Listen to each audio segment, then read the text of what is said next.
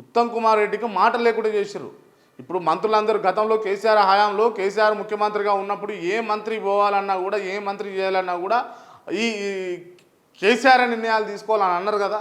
ఈవెందో ఇవాళ కూడా కొన్ని అంశాల పట్ల విలువ లేకుండా పోయింది. Uttam Kumar Reddy is a capable to CM.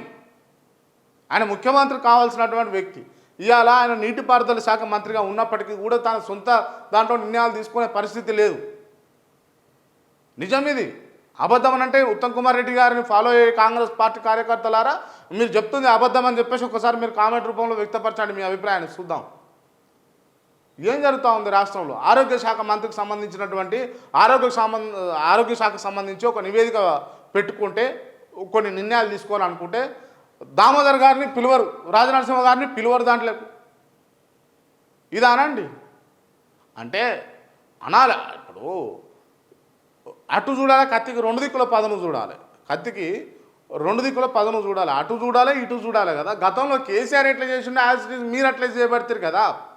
మంత్రి పదవులు వట్టినే కూర్చున్నారు వాళ్ళు ఎట్లా బొమ్మల లెక్క కూర్చున్నారు. అంతా కూడా కేసీఆర్ చేస్తారు. మరి ఇవాళ మీరేం చేస్తున్నారు? మహా అంటే వీళ్ళు కమిషన్లు తీసుకుంటారు అంతే. ఇది కూడా ఓపెన్గా చెప్పుకోవాలి. ఇప్పుడు ఉన్నటువంటి మంత్రులు ఎవరైతే ఉన్నారో కమిషన్లు తీసుకుంటారు. అప్పుడు 5, 6 నడిచేది ఇప్పుడు 8, 9 నడుస్తుంది. ఓపెన్ ఇది.